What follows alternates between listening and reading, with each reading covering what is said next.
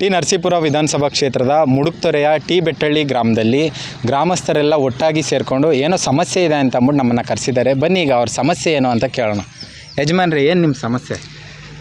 ನಮ್ಮ ಸಮಸ್ಯೆ ಅಂತಂದ್ರೆ ಮುಡುಕ್ತೊರೆ ಜಾತ್ರೆ ಪ್ರತಿ ವರ್ಷದಂತೆ ನಡೀತಾ ಇರುತ್ತೆ. ಆ ಜಾತ್ರೆ ವಿಶೇಷ ಜಾನುವಾರುಗಳು ಅಪಾರ ಸಂಖ್ಯೆಯಲ್ಲಿ ಲಕ್ಷಾಂತರ ಜನಗಳು ಈ ಭಾಗಕ್ಕೆ ಈ ಕ್ಷೇತ್ರಕ್ಕೆ ಆಗಮಿಸ್ತಾರೆ.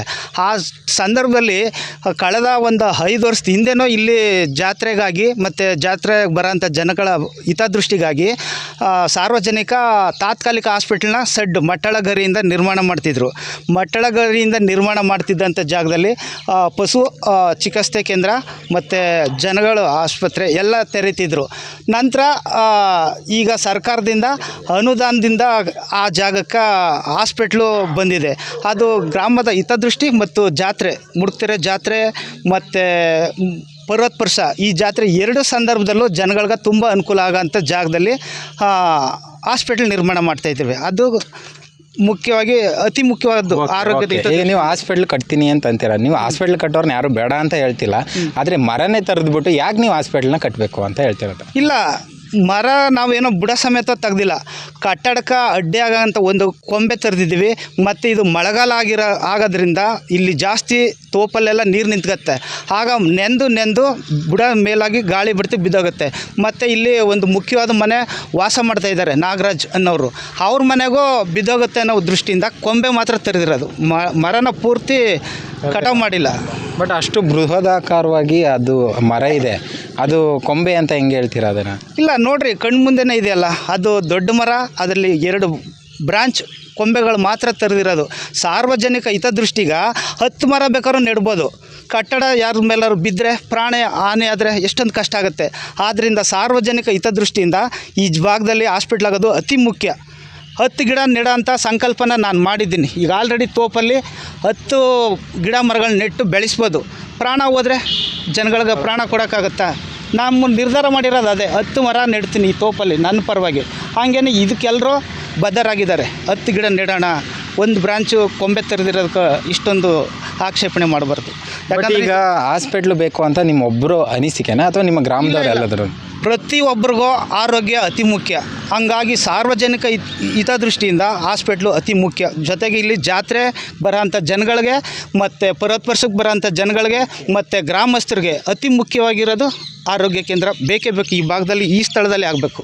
ಬಟ್ ಈಗ ಕೊಮ್ಮೆ ತರೆದಾಗ ನಿಮ್ಮ ಅಧ್ಯಕ್ಷರಿಗಾಗಲಿ ನಿಮ್ಮ ಗ್ರಾಮಸ್ಥರಿಗಾಗಲಿ ಎಲ್ರಿಗೂ ಗಮನಕ್ಕೆ ವಿಷಯ ಇತ್ತಾ? ಗಮನಕ್ಕೆ ಬಂದಿದೆ. ಎಲ್ಲರಿಗೂ ಗಮನಕ್ಕೆ ಬಂದು ಅನುದಾನ ಬಂದಿರೋದ್ರಿಂದನೇ ಅದೇ ಜಾಗದಲ್ಲಿ ನಾವು. ಸರಿ, ಆಗಿದ್ರೆ ನಿಮ್ಮ ಅಧ್ಯಕ್ಷರಿಗೆ ಫೋನ್ ಮಾಡಿ ಕರೆಸಿ. ಹೇಗಿದ್ರೆ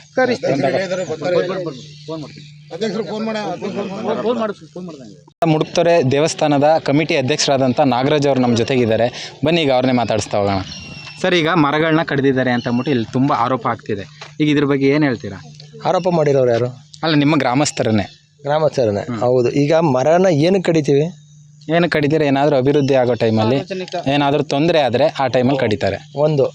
ಇಲ್ಲಿ ಸರ್ಕಾರಿ ಒಂದು ಹಾಸ್ಪಿಟ್ಲ್ ಆಗಬೇಕು, ಒಂದು ಆರೋಗ್ಯ ಕೇಂದ್ರ ಆಗಬೇಕು ಅನ್ನೋದು ಇದು ಮೂಲ ಉದ್ದೇಶ ಇತ್ತು. ಈ ಮೂಲ ಉದ್ದೇಶನ ಮಾನ್ಯ ಸಚಿವರು ಹಾಗೂ ಸಂಸದರಿಗೂ ಕೂಡ ಹೇಳ್ದು.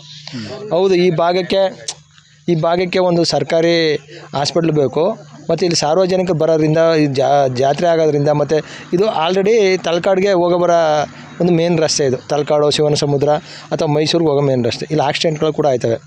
ಅದಕ್ಕೋಸ್ಕರ ಇಲ್ಲಿ ಆರೋಗ್ಯ ಕೇಂದ್ರ ಒಂದು ಆಗಬೇಕು, ಬಸ್ ಸ್ಟ್ಯಾಂಡ್ ಒಂದು ಆಗಬೇಕು, ಸಾರ್ವಜನಿಕ ಮೂಲಸೌಕರ್ಯಕ್ಕೋಸ್ಕರ ಒಂದು ಬಾತ್ರೂಮ್ ಆಗಬೇಕು.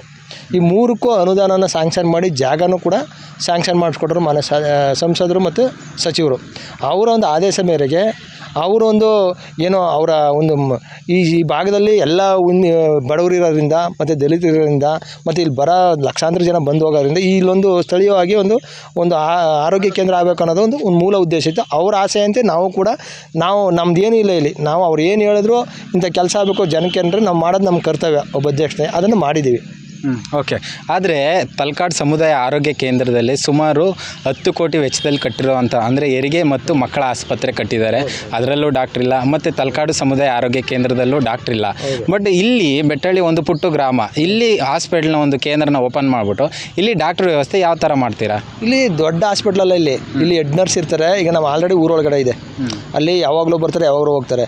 ಬಟ್ ಒಂದು ಪರ್ಮನೆಂಟ್ ಆದ ಒಂದು ಬಿಲ್ಡಿಂಗ್ ಆದರೆ ಆ ಹೆಡ್ ನರ್ಸ್ ಇಲ್ಲೇ ಉಳ್ಕೊತಾರೆ, ಒಂದು ಕ್ವಾರ್ಟರ್ಸ್ ಆಗಿರುತ್ತೆ. ಅಟ್ಲೀಸ್ಟ್ ಈ ಆಕ್ಸಿಡೆಂಟ್ ಆದವ್ರಿಗೆ ಆದವ್ರಿಗೆ, ಈ ಹಾರ್ಟ್ ಅಟ್ಯಾಕ್ ಆದವ್ರಿಗೆ, ಈಗ ಉದಾಹರಣೆ ಹೇಳ್ತೀನಿ ಕೇಳಿ. ಇಲ್ಲೊಬ್ಬರು ಮಹೇಶ್ ಅಂತಿದ್ರು, ಕ್ಯಾರಮಲ್ ಮಹೇಶ್ ಅಂತ, ಹಾರ್ಟ್ ಅಟ್ಯಾಕ್ ಆಯಿತು ಅವ್ರಿಗೆ. ಅವರು ದೇವ್ರಗುಡ್ರು. ಅವ್ರನ್ನ ನಾವು ನಾನು ಇಲ್ಲಿ ಆಟೋದಲ್ಲಿ ಅವ್ರನ್ನ ಕರ್ಕೊಂಡು ಹೋಗಂಟ ನನ್ನ ತೊಡೆ ಮೇಲೆ ತೀರೋಗ್ಬಿಟ್ರು. ಮತ್ತು ಇಲ್ಲಿ ಕ್ಯಾನ್ಸರ್ ಪೇಷೆಂಟ್ ಒಂದು 3-4 ಜನನ 200ರಿಂದ 300 ರೂಪಾಯಿ ಬೇಕು ತಳ್ಕಡ್ಗೆ ಹೋಗಿ ಇಂಜೆಕ್ಷನ್ ಹಾಕ್ಸ್ಕೊಬರ್ಬೇಕು ಅಂದರೆ. ಕ್ಯಾನ್ಸರ್ ಪೇಷೆಂಟ್ 3 ಜನ ಸತ್ತರು. ಅವ್ರಿಗೆ ಡೈಲಿ ಒಂದು ಇಂಜೆಕ್ಷನ್ ಕೊಡಲೇಬೇಕು. ಅವ್ರು ಏನು ಕೊಟ್ಟಿರ್ತಾರೆ ಅದು ಮೆಡಿಸಿನ್ ಕೊಡಲೇಬೇಕು. ಮತ್ತು ಒಬ್ರಿಗೆ ವೈರಲ್ ಫೀವರ್ ಆದರೆ 5 ಇಂಜೆಕ್ಷನ್ ಬರೀತಾರೆ. ನೀವು ಅಪೋಲೋದಲ್ಲಾರು ತೋರಿಸಿ, ಗೌರ್ಮೆಂಟ್ಲಾರು ತೋರಿಸಿ, ನೀವು 5 ಇಂಜೆಕ್ಷನ್ನೇ ಬಡವರಲ್ಲಿ ಮಕ್ಕಳಿಗೆ ಅಥವಾ ಯಾರಿಗೂ ಹಾಕಿಸ್ಬೇಕು ಅಂದರೆ ನೀವು ತಳ್ಕಡ್ಗೆ ಹೋಗಿ ಇಂಜೆಕ್ಷನ್ ಹಾಕ್ಸ್ಕೊಬರ್ಬೇಕು. ಅಟ್ಲೀಸ್ಟ್ ಇಲ್ಲೊಬ್ರು ಹೆಡ್ ನರ್ಸು ಅಥವಾ ವಾರಕ್ಕೊಬ್ರು ಡಾಕ್ಟರ್ ಬರೋಂಗೆ ಮಾಡಿದ್ರೆ, ಈಗ ತಳ್ಕಡ್ಲಿದ್ದಾರೋ ಇಲ್ವೋ, ಈಗ ತಳ್ಕಡ್ ಕೊಡಬೇಕಾದ್ರು ಕರ್ತವ್ಯ. ಈಗ ನೆನ್ನೆ ಒಬ್ರನ್ನ ಹಾಕವ್ರೆ ತಳ್ಕಳ್ಳಿ. ಸಮಸ್ಯೆ ಏನಾದ್ರು ತಳ್ಕಡ್ ಬಂದು ಉಳ್ಕೊಳ್ಳೋಕ್ಕೆ ಎಲ್ಲ ಸಿಟಿ ಕೇಳ್ತಾರೆ ಡಾಕ್ಟ್ರುಗಳು. ಈ ವಿಲೇಜಿಗೆ ಬರೋಕ್ಕೆ ಯಾರು ಹಿಂದೆ ಮುಂದೆ ನೋಡ್ತಾರೆ. ಅವ್ರಿಗೆ ಅನುಕೂಲ ಆಗಿರಬೇಕು ಡಾಕ್ಟ್ರುಗಳಿಗೆ. ಅದಕ್ಕೆ ಈಗ ಏನು ಮಾಡ್ತಾರೆ ಅಂದರೆ ಪ್ರೊಫೆಷನರಿನೇ ಇಲ್ಲಿ ಮಾಡಲೇಬೇಕು ಅನ್ನೋದನ್ನ ಸರ್ಕಾರ ಕಾನೂನು ತಂದು, ಈಗ ಯಾರು ಹೊಸ್ದಾಗಿ ಬರ್ತಾರೆ ಅವರು ಇಲ್ಲಿ ಬಂದು 5 ವರ್ಷ ಸೇವೆ ಸಲ್ಲಿಸ್ಬೇಕಂತ ಹೊಸ ಕಾನೂನು ಮಾಡಿರೋದ್ರಿಂದ ಈಗ ನೆನ್ನೆ ಒಬ್ಬರು ಡಾಕ್ಟ್ರು ಬಂದವ್ರೆ, ಗೈನಕಾಲಜಿಸ್ಟು. ಮತ್ತು ಇನ್ನೂ ಒಂದು 2-3 ದಿನ 3 ದಿನ ಬಿಟ್ಕೊಂಡು ಇನ್ನೊಬ್ರು ಹಾಕಿ ಅಂತ ಹೇಳಿದ್ದಾರೆ. ಯಾರೋ ಮಾದೇವಪ್ಪ ಸಾಹೇಬ್ ಫೋನ್ ಮಾಡಿ ಇನ್ನೊಬ್ರು ಹಾಕೊಡಿ ಅಲ್ಲಿಗೆ ನೈಟ್ ಡಾಕ್ಟ್ರು ಕೂಡ ಅಂತ ಹೇಳಿದ್ದಾರೆ. ಮತ್ತು ಹೆರಿಗೆ ಹಾಸ್ಪಿಟ್ಲ್ ಹೇಳಿರಲ್ಲ, ಹೆರಿಗೆ ಹಾಸ್ಪಿಟಲ್ನ ಸರ್ಕಾರದಿಂದ ಎಲ್ಲ ಸ್ಯಾಂಕ್ಷನ್ ಆಗಿದೆ. ಬಟ್ ಅಲ್ಲಿ ಮೂಲ ಸೌಕರ್ಯ ಕೊಡೋಕ್ಕೆ ಈಗಿನ ಸರ್ಕಾರದಲ್ಲಿ ಏನೇನು ಕೊಡಬೇಕು ಎಲ್ಲ ಕೊಟ್ಟಿದ್ದಾರೆ. ಅದು ಸಚಿವರ ಗಮನಕ್ಕೂ ಇದೆ. ಬಟ್ ಅಲ್ಲಿಗೆ ಈ ನೌಕರನ್ನ ಸೇರಿಸ್ಬೇಕು ಅಂದರೆ ಸರ್ಕಾರದಿಂದ ಅದರದೇ ಆದ ರೂಲ್ಸ್ ರೆಗ್ಯುಲೇಷನ್ ಇರ್ತದೆ. ಅದಾದರೆ ಇಮಿಡಿಯೇಟಾಗಿ ಓಪನ್ ಮಾಡ್ತೀವಿ ಅಂದ್ಬಿಟ್ಟು ಅದನ್ನು ಕೂಡ ಹೇಳಿದ್ದಾರೆ. ಓಕೆ. ಈಗ ಹಾಸ್ಪಿಟ್ಲು ಅಂದರೆ, ಆದರೆ ನಿಮಗೆ ಹಾಸ್ಪಿಟ್ಲ್ ನಿರ್ಮಾಣ ಮಾಡೋದಕ್ಕೆ ಮುಜರಾಯಿ ಇಲಾಖೆ ಜಾಗನೇ ಯಾಕೆ ಅಂತ ಕೇಳ್ತಾ ಇದ್ದಾರೆ. ಈಗ ಮುಜರಾಯಿ ಇಲಾಖೆ ಜಾಗ ಬಿಟ್ಟು ನಮ್ಮಲ್ಲಿ ಬೇರೆ ಜಾಗ ಇದ್ದರೆ ಯಾರು ಆರೋಪ ಮಾಡೋರು ಕೊಟ್ಟರೆ ನಾಳೆ ಬೆಳಿಗ್ಗೆನೇ ಕೂಡ ಅಲ್ಲೇ ಮಾಡೋಣ, ಇಲ್ಲಿ ಕ್ಯಾನ್ಸಲ್ ಮಾಡೋಣ, ಕೊಡಬೇಕು. ಇಲ್ಲಾಂದರೆ ಅವ್ರದ್ದು ಅಕ್ಕಪಕ್ಕದಲ್ಲಿ ಅವ್ರದ್ದು ಜಮೀನುಗಳಿದೆ, ಆರೋಪ ಮಾಡಿದ್ರಲ್ಲ ಅವ್ರು ಕೊಟ್ಟರೆ ನೀಲಾಜಲವಾಗಿ ಅವ್ರ ಹೆಸರನ್ನೇ, ಅವ್ರ ತಂದೆ ತಾಯಿ ಹೆಸರನ್ನ ಹಾಕಿ ಶಾಶ್ವತವಾಗಿ ಊರವರೆಲ್ಲ ಸೇರಿ ಅವ್ರಿಗೊಂದು ಪೂಜೆನೂ ಮಾಡಿ ನಾವು ಅಲ್ಲೇ ಹಾಸ್ಪಿಟಲ್ ಮಾಡ್ತೀವಿ, ಇಲ್ಲಿ ಬೇಡ. ಓಕೆ. ಈಗ ಸಮುದಾಯ ಆರೋಗ್ಯ ಕೇಂದ್ರದಲ್ಲಿ ಆಂಬುಲೆನ್ಸ್ ವ್ಯವಸ್ಥೆಗಳಿಲ್ಲ. ಯಾಕಂದರೆ 108 ಇಲ್ಲ, ಮತ್ತು ಮಾಮೂಲಿ ಯಾವುದೋ ಒಂದು ದಾನದ ರೂಪದಲ್ಲಿ ಕೊಟ್ಟಿರುವಂಥ ಒಂದು ಮಿನಿ ಆಂಬುಲೆನ್ಸ್ ಇದೆ, ಅದು ಕೆಲಸ ಮಾಡ್ತಾ ಇದೆ. ಅಷ್ಟು ಹೋಬಳಿ ಮಟ್ಟದ ಹಾಸ್ಪಿಟ್ಲಿಗೆ ಆಂಬುಲೆನ್ಸ್ ವ್ಯವಸ್ಥೆ ಇಲ್ಲ. ಬಟ್ ಈ ಪುಟ್ಟು ಗ್ರಾಮಕ್ಕೆ ಇಲ್ಲೊಂದು ಆಯುಷ್ ಹಾಸ್ಪಿಟ್ಲ್ ಆದರೆ ಅದಕ್ಕೆ ಆಂಬುಲೆನ್ಸ್ ವ್ಯವಸ್ಥೆ ಯಾವ ಥರ ಒದಗಿಸ್ತೀರಾ? ಇಲ್ಲಿ ಆಂಬುಲೆನ್ಸ್ ವ್ಯವಸ್ಥೆನ ನಮ್ಮ ಗ್ರಾಮಸ್ಥರೆಲ್ಲ ಸೇರಿ ಅಥವಾ ನನ್ನ ವೈಯಕ್ತಿಕವಾಗೋ ನಾವೆಲ್ಲ ಕುಂತು ಮಾತಾಡಿ ಅಟ್ಲೀಸ್ಟ್ ಇಲ್ಲಿಗೆ ಒಂದು ಓಮಿನಿನಾರು ಹಾಕಬೇಕು ಅನ್ನೋದು ನಮ್ಮದೆಲ್ಲ ಒಂದು ಆಸೆ ಇದೆ. ಮುಂದೊಂದು ದಿನ ಅದನ್ನು ಮಾಡ್ತೀವಿ. ಓಕೆ. ಇದು ಬರೀ ಮಾತಲ್ಲಿ ಇರುತ್ತಾ, ಅದು ಕಾರ್ಯರೂಪಕ್ಕೆ ತರ್ತೀವಿ. ಏನೇನೋ ಮಾಡಿದಾವಂತೆ. ಇನ್ನು ಆಂಬುಲೆನ್ಸ್ ಒಂದೇನೋ ಊರವರೆಲ್ಲ ಮನ್ಸ್ಬಿಟ್ರೆ ಅವ್ರು ಸಹಕಾರ ಕೊಟ್ಟರೆ ಆಂಬುಲೆನ್ಸ್ ಇಲ್ಲಿಂದ ಯಾವ್ದಾರು ಒಂದು ಓಮಿನಿ ತಂದು, ಅದು ಆಂಬುಲೆನ್ಸ್ ಏನಿದೆ ಒಂದು ಓಮಿನಿ ತಂದು ಇಲ್ಲಿ ಕೊಡೋದೇನು ದೊಡ್ಡ ಸಾಧನೆ ಅಲ್ಲ. ಬಟ್ ಈ ಕೆಲವರು ಆರೋಪ ಮಾಡ್ತಾರೆ, ಈ ಕಟ್ಟಡ ನಿರ್ಮಾಣ ಆಗೋದ್ರಿಂದ ಈ ಕಮಿಷನ್ ಬರುತ್ತೆ, ಈ ಅಂದರೆ ಪರ್ಸೆಂಟೇಜು ಇಟ್ಕೊಂಡು ಇವ್ರು ಕೆಲಸ ಮಾಡ್ತಾರೆ. ಆ ಉದ್ದೇಶದಿಂದ ಇವರು ಆಯುಷ್ ಹಾಸ್ಪಿಟ್ಲ್ ಮಾಡಲೇಬೇಕು ಅಂತ ಅಂದ್ಬಿಟ್ಟು ಇದು ಮಾಡ್ತಿದ್ದಾರೆ. ಹಾಸ್ಪಿಟ್ಲ್ ನಿರ್ಮಾಣ ಮಾಡಿದ್ರು ಅದು ಲಾಂಗ್ ಟೈಮು ಇರೋಲ್ಲ, ಅಂದರೆ ಕಟ್ಟಡ ಮಾತ್ರ ಅದೇ ರೀತಿ ಇದ್ದು ಪಾಳ್ಗೆಡ್ತಾರೆ ಅಂತ ಅಂದ್ಬಿಟ್ಟು ಈ ಥರ ಮಾತಿದೆ. ಅದಕ್ಕೆ ಏನು ಹೇಳ್ತೀರಾ? ಈಗ ಲಾಂಗ್ ಟೈಮ್ ಇರೋಲ್ಲ ಅಂತಿಲ್ಲ, ಅವ್ರು ಬದುಕಿರ್ತಾರ ಲಾಂಗ್ ಟೈಮು. ಮನುಷ್ಯ ಅಂದರೆ ತಾತ್ಕಾಲಿಕ ಅಂದರೆ ಅಲ್ಲ ಒಂದು ನಿಮಿಷ, ಜನಗಳಿಗೆ ಸೇವೆ ಸಲ್ಲಿಸೋದಕ್ಕಾದರೂ ಸುಮಾರು ವರ್ಷಗಳಾದರೂ ಅದು ಕೆಲಸ ಮಾಡಬೇಕಲ್ವಾ? ಗೊತ್ತಾ, ಈಗ ಇಲ್ಲಿ ಕಟ್ಟಡ ಕಟ್ಟಿದ್ರೆ ಏನಕ್ಕೆ ಲಾಂಗ್ ಟೈಮ್ ಇರ್ಬೋದು ಅಂದರೆ ಇಲ್ಲಿ ಸ್ಥಳೀಯವಾಗಿ ಟೂರಿಸಮ್ ಇದೆ. ಟೂರಿಸಮ್ ಇರೋದ್ರಿಂದ ಇಲ್ಲಿ ಇರಲೇಬೇಕು ಒಬ್ಬರು. ಈಗ ನಾವು ಫಸ್ಟ್ ಬೆಳೆ ಹಾಕಿರ್ತಾನೆ, ಈಗ ನಾವು ನಾಟಿ ನೆಟ್ಟಿರ್ತಾನೆ, ಅದ್ಮೇಲೆ ಬರೋದು ನಾಟಿ ನೆಡಗಲೇ ಕಿತ್ತರೆ. ಬಟ್ ಈ ಬೆಳೆನ ನೀವು ಇಲ್ಲೇ ಹಾಕಿದ್ದೀರಾ, ತಲಕಾಡಲ್ಲಿ ಹೆರಿಗೆ ಮತ್ತು ಮಕ್ಕಳ ಆಸ್ಪತ್ರೆಯಲ್ಲೇ ಹಾಕಿದ್ದೀರಾ, ಅಲ್ಲೇ ನಾನು ಅಷ್ಟು ದೊಡ್ಡವನ್ನೆಲ್ಲ ಮಾತಾಡೋಕ್ಕೆ. ಈಗ ನಮ್ಗೆ ಆಯುಷ್ಮಾನ್ ಕೇಂದ್ರ ಬಂದಿದೆ, ಇದ್ರ ವಿಚಾರ ಮಾತ್ರ ಮಾತಾಡೋಣ. ಅವರು ಆ ಥರ ಈಗ ಕೇಳಬಲ್ಲ, ಪ್ರಶ್ನೆ ಮಾಡಬಲ್ಲ, ಇಷ್ಟು ವರ್ಷ ಎಲ್ಲೋಗಿದ್ರು ಅವ್ರು, ಎಲ್ಲೋಗಿದ್ರು? ಈಗ ಆಯ್ತಪ್ಪ, ಇಲ್ಲಿ ನಾನು 1 ಕುಂಟೆನೋ 2 ಕುಂಟೆನೋ ಹಾಸ್ಪಿಟ್ಲ್ ಸ್ಯಾಂಕ್ಷನ್ ಮಾಡಿದೆ. ಜೇಸಸ್ ಇದೆ ಅವ್ರ ಕಣ್ಣು ಮುಂದಿಗೆ, ತೋಪುರ ಮಠ ಇದೆ, ಅರಸು ಭವನ ಇದೆ, ಸಾಲಮಂಟುಗಳಿವೆ. ಇದು ಯಾವುದನ್ನು ಬಿಟ್ಟು ಯಾವುದನ್ನು ಕೇಳದೆ ಅವ್ರು ವೈಯಕ್ತಿಕವಾಗಿ ಈ ಊರಿಗಾಗಂತ ಆಯುಷ್ಮಾನ್ ಕೇಂದ್ರನೇ ಕೇಳ್ತಾರೆ. ಕಾರಣ ಏನು? ಏನು ಉದ್ದೇಶ ಇರ್ಬೋದಾಗಿದೆ ನಿಮ್ಮ ಪ್ರಕಾರ? ಈಗ ಅಪಾದನೆ ಯಾರು ಮಾಡಿದ್ರು ಅವ್ರನ್ನೇ ಕೇಳಬೇಕು ಹೊರತು ನಾವೆಲ್ಲ ಅಣ್ಣ ತಮ್ಮದಿರಾಗಿದ್ದೀವಿ. ಅಪಾದನೆ ಮಾಡಿದ್ರು ಅಣ್ಣ ತಮ್ಮದಿರೇ, ಇಲ್ಲೆಲ್ಲವರು ಅಣ್ಣ ತಮ್ಮದಿರೇ. ಒಬ್ಬರ ಬಗ್ಗೆ ಒಬ್ಬರು ಆಪಾದನೆ ಮಾಡ್ಕೊಯ್ತಾರೆ, ಬರೋ ಆಪಾದನೆ ಆಗುತ್ತೆ ಹೊರತು ಆಧಾರ ಇಲ್ಲ. ನಾನು ಅವ್ರ ಮೇಲೆ ಮಾಡಿದ್ರು ಆಧಾರ ಇಲ್ಲ, ಅವ್ರು ನನ್ನ ಮೇಲೆ ಮಾಡಿದ್ರು ಆಧಾರ ಇಲ್ಲ. ಈಗ ಏನಂದರೆ ಸಚಿವರು ಅಥವಾ ಈ ಶಾಸಕರು ಸಂಸದರು ಇರೋದ್ರಿಂದ ಅವರು ಅನುದಾನನ ಕೊಟ್ಟಿದ್ದಾರೆ. ಈಗ ಅನುದಾನ ಕೊಟ್ಟಿರೋದ್ರಿಂದ ಬಸ್ ಸ್ಟ್ಯಾಂಡ್ಗೆ 90 ಲಕ್ಷ ಆಗಿದೆ, ಬಾತ್ರೂಮ್ 45 ಲಕ್ಷ ಆಗಿದೆ, ಇದಕ್ಕೆ 60 ಲಕ್ಷ ಆಗಿದೆ, ಡಿಪ್ಲೊಮಾ ಕಾಲೇಜ್ ಆಗಿದೆ.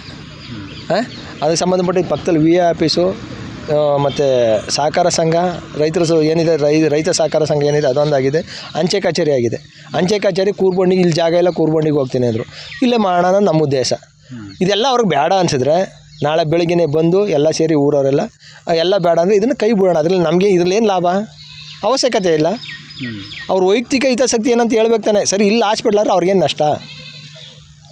ಬಟ್ ಅಂದರೆ ಎಲ್ಲ ಬಿಲ್ಡಿಂಗ್ಗಳು ಮುಜರಾಯಿ ಇಲಾಖೆ ಆಗಿಬಿಟ್ರೆ ಎಲ್ಲ ಮುಜರಾಯಿ ಇಲಾಖೆ ಜಾಗದಲ್ಲೇ ಈ ಆಯುಷ್ಮಾನ್ ಆಸ್ಪತ್ರೆ ಇರ್ಬೋದು ಅಥವಾ ಸಹಕಾರ ಗ್ರಾಮೀಣ ಬ್ಯಾಂಕ್ ಇರ್ಬೋದು ಎಲ್ಲ ಹೈಟೆಕ್ ಶೌಚಾಲಯ ಪ್ರತಿಯೊಂದು ಇದೇ ಮುಜರಾಯಿ ಇಲಾಖೆ ಜಾಗದಲ್ಲೇ ಆಗಿಬಿಟ್ರೆ ರೈತರು ಎತ್ತು ಕಟ್ಟೋದಾಗಿರ್ಬೋದು ಅಥವಾ ಅರವಟ್ಟಿಗೆ ನಡೆಸೋದಿರ್ಬೋದು ಯಾವ ಥರ ಮಾಡ್ತಾರೆ ಅಂತ ಅವರ ಅಳಲು. ಈಗ ಆಲ್ರೆಡಿ ಅರವಟ್ಟಿಗೆ ಏನೇನು ಮಾಡಬೇಕು ಎಲ್ಲ ಮಾಡ್ಕೊಂಡಿದ್ದಾರೆ. ಎತ್ತು ಕಟ್ಟಕ್ಕೆ ಏನು ಮಾಡಬೇಕು ಎಲ್ಲ ಮಾಡಿದ್ದಾರೆ. ಈ ಯಾವುದೋ ಮೂಲೆಯಲ್ಲಿ ಈ ಮೂಲೆಯಲ್ಲಿ ಆಯಿತು, ಈ ಮೂಲೆಯಲ್ಲಿ ಹಾಸ್ಪಿಟ್ಲಿಗೆ ಈ ಮೂಲೆಯಲ್ಲಿ ಹಾಸ್ಪಿಟ್ಲಿಗೆ ಕೆಲಸ ನಿಲ್ಸ್ಬೋದು. JSS ಹಾಸ್ಪಿಟ್ಲ್ ಕ್ಯಾನ್ಸಲ್ ಮಾಡುತ್ತೆ, JSS ಚೌಟ್ರಿ ಕ್ಯಾನ್ಸಲ್ ಮಾಡಿಸ್ತಾರೆ ಇವರು. ಎಲ್ಲಿದೆ ಅದು? ಅದೇ ಆ ಭಾಗದಲ್ಲಿದೆ. ಎಲ್ಲಿದೆ ಅದು? ಅದು ಮುಜರಾಯಿ ಇಲಾಖೆ ಜಾಗದಲ್ಲಿ. ಮುಜರಾಯಿ ಇಲಾಖೆ ನಾವು ಅವ್ರು JSS ಅವ್ರ ಬಗ್ಗೆನಾಗಲಿ ಅರಸಭವನ ಬಗ್ಗೆ ಎಲ್ಲ ಹೇಳ್ತಿಲ್ಲ. ಇದನ್ನೆಲ್ಲ ಕೊಟ್ಟಾಗ ನಿಮ್ಮ ಕಣ್ಣು ಮುಂದೆ ನೀವು ಕೂಡ ನೀವು ಅಲ್ಲೇ ದಿನ ತಿರುಗಾಡ್ತಿದ್ರೆ ಅಲ್ಲೇ ಇದ್ದೀರಿ. ಅಲ್ಲ 60,000 70,000 ಚೌಟ್ರಿ ಬುಕ್ ಮಾಡ್ತಾರೆ. ಅದು ಅವರು ಒಳ್ಳೆ ಕಾರ್ಯಕ್ಕೆ ಮಾಡ್ತಾರೋ ಕೆಟ್ಟು ನಮ್ಗೆ ಅದು ಅವಶ್ಯಕತೆ ಇಲ್ಲ. ಅವ್ರು ಮಾಡ್ತಿರೋದು ಸತ್ಕಾರ್ಯ ಅಂತ ತಿಳ್ಕೊಳ್ಳೋಣ, ಅವರು ಅನ್ನದಾನ ಮಾಡ್ತಾರೆ ಏನೋ ಮಾಡ್ತಾರೆ ಅಂತ ತಿಳ್ಕೊಳ್ಳೋಣ. ನೀವು ಅಷ್ಟು ವರ್ಷದಿಂದ ಇದಕ್ಕೆ ಕೇಳ್ತಿದ್ದೆ, ಇದನ್ನೇ ಕೇಳ್ತೀನಿ ಕಾರಣ. ಅದೇ ನಿಮ್ಮ ಏನಾದರೂ ವೈಯಕ್ತಿಕವಾಗಿ ಜಗಳ ಏನಾದರೂ ಅಥವಾ ವೈಷಮ್ಯ ಏನಾದರೂ ಇದೆಯಾ? ಇಲ್ಲ, ನನಗೂ ಅವ್ರಿಗೆ ಯಾವುದೇ ರೀತಿ ವೈಯಕ್ತಿಕ ಇಲ್ಲ. ಎಲ್ಲ ಅಣ್ಣ ತಮ್ಮದಿರಿಗೆ ಈಗಲೂ ಎದುರು ಸಿಕ್ಕರು ಮಾತಾಡ್ತಾರೆ. ಅವ್ರ ಇಂಟೆನ್ಷನ್ ನಂಗೆ ಗೊತ್ತಿಲ್ಲ, ನೀವೇ ಕೇಳ್ಕೋಬೇಕು. ಮತ್ತೆ ಯಾಕೆ ಮತ್ತೆ ವಿರೋಧ ಮಾಡ್ತಿದ್ದಾರೆ? ವಿರೋಧ ನನಗೆ ಗೊತ್ತಿಲ್ಲ. ಅದು ವಿರೋಧ ಮಾಡೋರನ್ನ ಕೇಳಿದ್ರೆ ಅವ್ರು ಹೇಳ್ತಾರೆ. ನನಗೆ ವಿರೋಧ ಮಾಡ್ತಾರೆ, ನನಗೂ ಅವ್ರಿಗೆ ಏನು ವೈಯಕ್ತಿಕ? ಯಾಕಂದ್ರೆ ಈಗ ಒಂದು ಗ್ರಾಮಕ್ಕೆ ಹಾಸ್ಪಿಟ್ಲ್ ಆಗುತ್ತೆ ಅಂದರೆ ಆ ಗ್ರಾಮಸ್ಥರಿಗೆ ಅಷ್ಟೇ ಹೆಲ್ಪು, ಮತ್ತು ಈ ಜಾತ್ರಾ ಮಹೋತ್ಸವ ಇರಾಗ ಭಕ್ತಾದಿಗಳಿಗೂ ಹೆಲ್ಪ್ ಆಗುತ್ತೆ.